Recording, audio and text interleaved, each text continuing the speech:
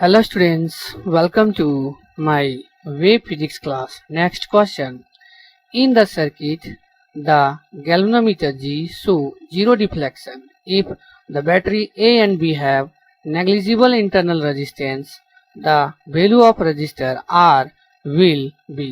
Question यहाँ पे कर रहा है कि इस सर्किट डायग्राम में जो गैल्वेनोमीटर हमको यहाँ पे दिख रहा है, इस गैल्वेनोमीटर में जो है वो जीरो डिफ्लेक्शन दिखा रहा है। ओके, और जो बैटरी लगा हुआ है ए और बी, इस बैटरी के पास जो इंटरनल रेजिस्टेंस है वह जो है वह नेग्लिजिबल है। तो हमको जो है इस आर का जो है वह वैल्यू निकालना है। ओके, तो सॉल्यूशन में हम यहाँ पे देखेंगे कि ये जो गैल्वेनोमीटर है जब जीरो डिफ्लेक्शन दिखा रहा है, इसका मतलब इसके पास हम कह सकते हैं कि पोटेंशियल जो है वह जीरो है। ओके, और पोटेंशियल जब जीरो है तो इस पाथ से होकर के जो है वह करंट जो है वह हमारा पास नहीं कर रहा है, मतलब I इक्वल टू जो है वह जीरो है। और यहाँ पे जो हमारा करंट जा रहा है वह करंट हमारा इधर से होते हुए जो है जा रहा है और वापस जो है वो फिर इधर आ जा रहा है। तो आर का वैल्यू निकालना है हमको। तो यहाँ पर क्या करेंगे कि किरचॉफ रूल का जो है हम यूज कर देंगे इस डायरेक्शन। ओके, तो हम यहाँ पे देखेंगे सबसे पहले इस लूप में हम देखेंगे। ओके, तो इस लूप में जो हमारा वैल्यू हो जाएगा, हम यहाँ पे इधर आएंगे, ये हो जाएगा 2v और minus I into R equal to जो है वह जीरो हो जाएगा।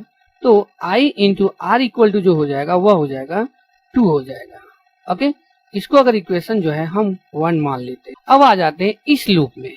ओके, तो इस लूप में जो है हम ऐसे चलते हैं, यहाँ पे हो जाएगा 12 वोल्ट। ओके, और माइनस ये हो जाएगा, यहाँ पे अपोजिट चल रहे हैं तो माइनस हो जाएगा I R, और ये जब जाएंगे तो यहाँ पर भी माइनस हो जाएगा I, और R का जो वैल्यू है वह है 500। तो इसको हम लिख सकते हैं इस तरह से 500 I, ओके, इक्वल टू जो है वह जीरो हो जाए। तो हमने यहाँ पे देखा है इक्वेशन 1 में कि I इंटू आर का वैल्यू जो है वह 2 है। तो हम यहाँ पे पुट कर सकते हैं I इंटू आर का वैल्यू वह हो जाएगा 2 और माइनस हो जाएगा 500 I इक्वल टू जो है वह जीरो।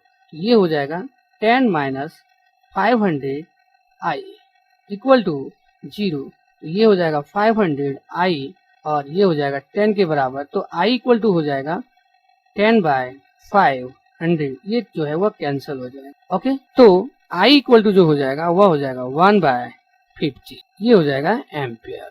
तो अब हम क्या करेंगे कि हमको जो है वह R का वैल्यू निकालना है।